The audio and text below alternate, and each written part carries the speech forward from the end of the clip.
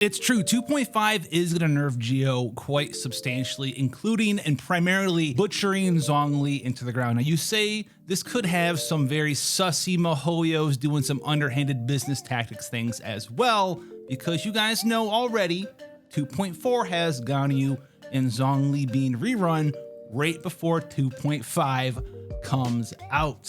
So 2.5 is going to once again be an anti-shield adding element to Genshin. We've already seen this before with the wolves with their own corrosion effect, but we're going to get 3 new enemy types that are going to be added to Genshin in 2.5 that are anti-shield, period, no matter what kind of shield it is. And Geo's sort of shtick is shielding because they also have crystallization in Zhongli. A lot of his support really comes from that giant shield. That's what he's known for. What a lot of you guys will be pulling Zhongli for if you want to go for him into the 2.4 rerun. Now, these 3 new enemy types are going to be showing up in the wild, out in the random world, as well as in the abyss as well. And there's going to be 3 different things that these characters are going to do to you if you're shielded. So the first one here, if you try to attack them and you have a shield on you, they're just going to block your damage. So this is going to be very prevalent in the abyss as well. If you have shields on, just gonna block you. It has a little bit of a cooldown now, but they're gonna be blocking your damage.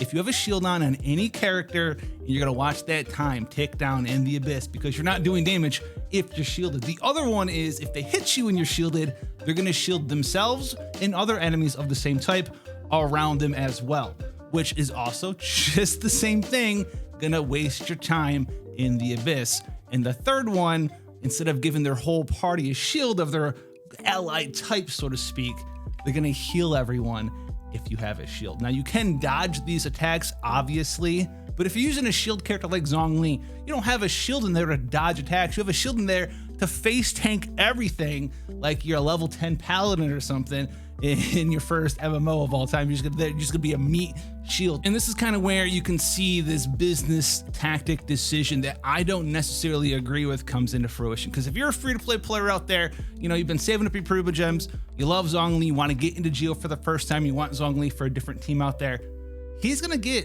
a lot of threat against him now, because now we have the wolves that he's useless against, and then we have 3 new enemy types that he's very bad against as well. You can't do damage if you're shielded against one of them, and the other 2 heal and shield everything around them that are the same enemy type. And this matters a lot in the abyss because we can see just how big the HP of monsters are in the abyss now. We've seen like the Kenki Bros with 1 million HP, but even then we've seen monsters with several hundreds of thousands of HP, and if you're shielded and you don't dodge them, you don't take all the damage or anything. You don't ping your shield like they do the good old wolf debuff, but they are going to heal themselves up, and that's going to be 10s, 30, 40, 50, 60, 70,000 more damage that you need to do on that abyss floor to clear in time to get that to 1, 2, or 3 star clear, so you can get those extra Primo gems and extra Mora. And I'm not the biggest fan of this either, because there's a couple of different things that I disagree with about this. I disagree with the ability for them to release a character and then do a counter nerf literally the patch after,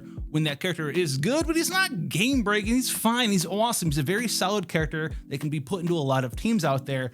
And him having that strength of being versatile is absolutely destroyed by putting in multiple monsters that he's just bad against, because his versatility is gone because you just can't use him in more and more and more and more situations. I'd be more cool with it if they were like, yeah, in 2.4, we're gonna run the Zhongli rerun. We're also gonna put in anti-barrier enemies at the same time. That way you know right away that these enemies are going to exist. What they're doing now though is you have the opportunity to pull for Zhongli, but oh, I'm sorry. The next patch, we're gonna put in 3 new enemy types that absolutely neuter his capabilities in your team. And I can't really get behind that, especially for free-to-play players out there who have to pick and choose which one out of maybe 1, 2, 3, or 4 different characters they're gonna have to skip to get that one character they have to pity with those free Primo gems. And I'm not cool with that tactic. The other thing I'm not cool with is they're adding new monsters. That's cool. They're countering a mechanic in a character that's like kind of good already in the game.